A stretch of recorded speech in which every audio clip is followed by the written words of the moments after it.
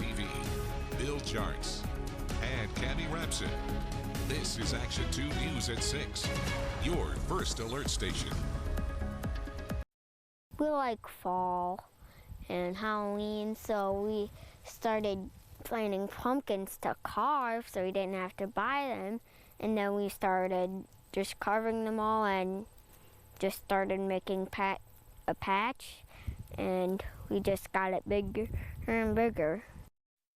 Two Reedsville boys have begun quite the little businessmen each fall leading up to Halloween. They got a solid business plan. Before their work begins, it actually takes place long before that. They have their dedication second to none. Tonight in Small Towns, Jeff Alexander catches up with the two brothers in their pumpkin patch at harvest time.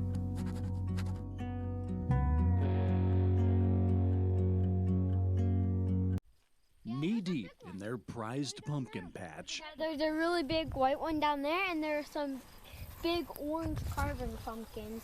Sawyer and Wesley Gill conduct one final inspection. It's either trying to change color or that's what it'll be like forever.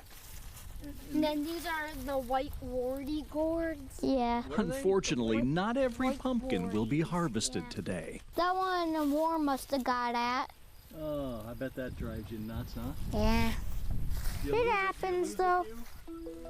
At 10 and 8 years old, Sawyer and Wesley are already pumpkin and gourd experts.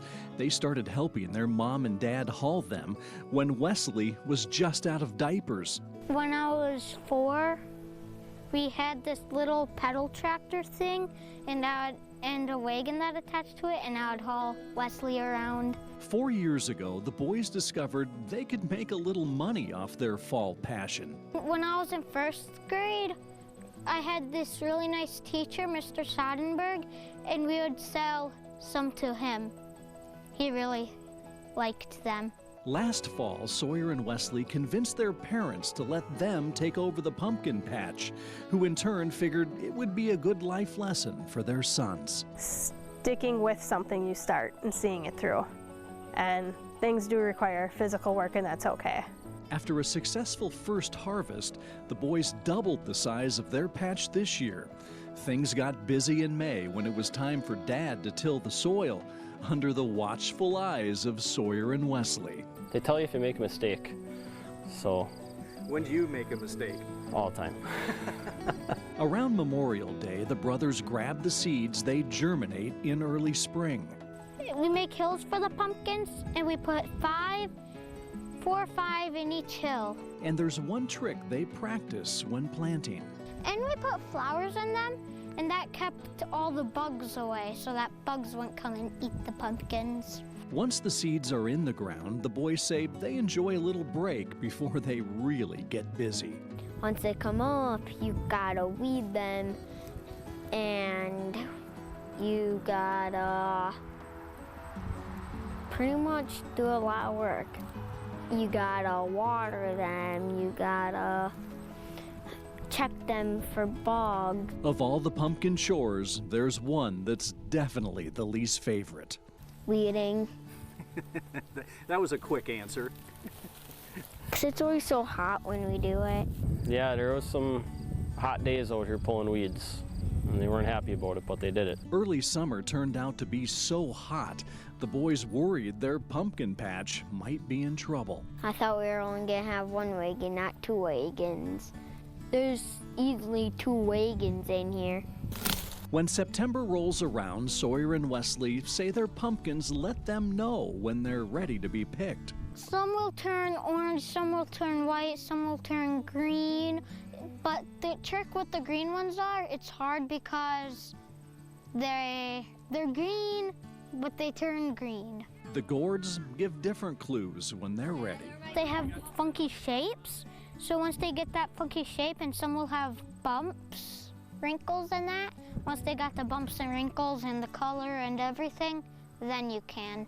As for all the varieties in the boys' expanded patch this year, Mom and Dad say it's been hard to keep up. Oh gosh, I don't even know. I know they've got probably 6 different types of pumpkins and probably 20 different types of gourds this year. Last year, in their first year selling pumpkins, the brothers hauled in $700. Half went into their savings, the other half, their own fun money. Well, we go to some fun places. Pizza Ranch is fun. Oh, yeah. Looking over their pumpkins just before harvest, the boys are still mulling over this year's prices. A nice one right there. Yeah, that's one of the ones that you would carve. What do you think that would sell for? I don't know yet. We haven't figured out the prices yet. You haven't?